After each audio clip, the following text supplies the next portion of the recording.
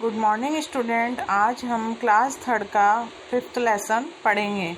Lesson का नाम है आओ खेले खेल। इस लेसन में खेल के बारे में बताया गया है और हमें बताया गया है इन बच्चों के माध्यम से कि हमें कौन कौन से खेल खेलने चाहिए जिससे हमारा मानसिक व शारीरिक विकास दोनों ही हो। आइए हम पढ़ते हैं। रीना ने ममता को आवाज़ लगाई। ममता समझ गई कि खेलने का समय हो गया है।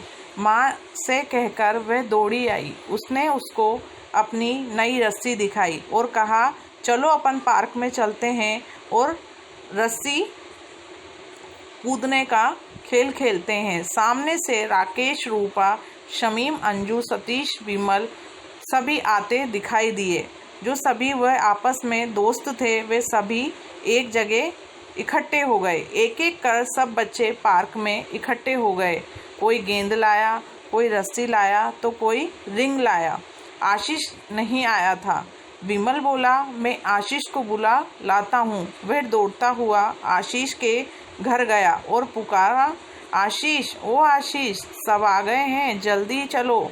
आशीष ने कहा, आज मेरे चचेरे भाई बहन आए हैं, वे भी हमारे साथ खेलेंगे।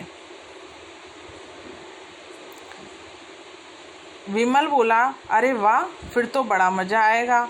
सब इकट्ठे हो गए। आशीष बोला, कोई ऐसा खेल खेलें कि सब साथ खेल सकें। सब सोचने लगे। आँख मिचौनी, हत्था ताली या सतोलिया। रीना बोली, मैं तो आज रस्सी कूदूंगी, देखो नई रस्सी है। सब रस्सी कूदने का खेल खेलने लगे। रीना और ममता ने रस्सी के दोनों छोर पकड़े। कुछ दूरी पर खड़ी होकर उसे घुमाने लगी।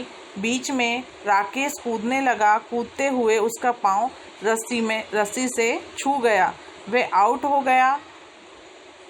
रस्सी का जो खेल है, इसको खेलने से हमारी हाइट भी बढ़ती है और हमारा शरीर भी बहुत फुर्तीला रहता है।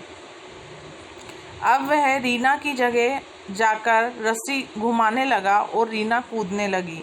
इस तरह बारी बारी से ममता और विमल ने भी रस्सी कूदी।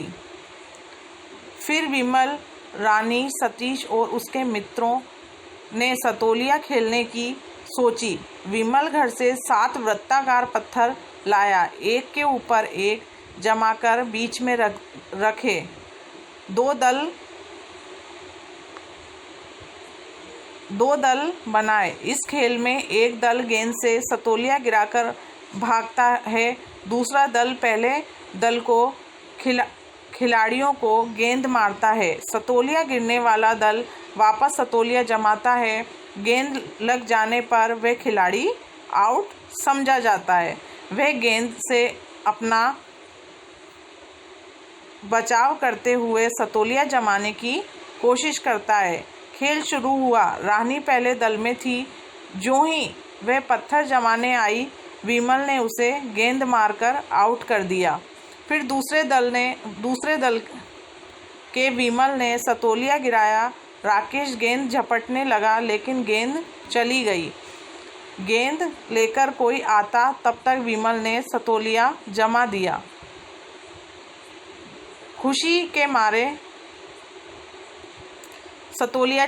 मारे खुशी के सब तालियां बजाने लगे। थोड़ी देर खेलने के बाद वे सब थककर बैठ गए।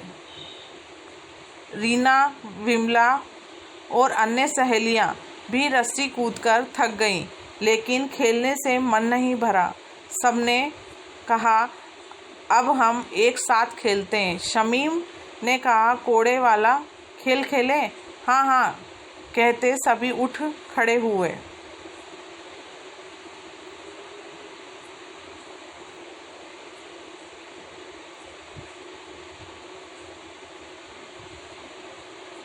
सबने एक साथ मिलकर गोल घेरा बनाया और बैठ गए। सतीश ने रुमाल का कोड़ा बनाया और कोड़ा छिपाकर ये कहते हुए घेरे के बाहर घूमने लगा, कोड़ा है संभाल भाई, पीछे देख मार खाई।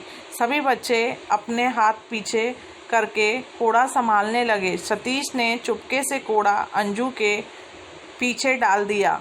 अंजू को पता नहीं चला। सतीश घेरे के चक्कर लगा कर आया और अंजू के पीछे से कोड़ा उठाकर हल्के हल्के उसे मारने लगा। अंजू घेरे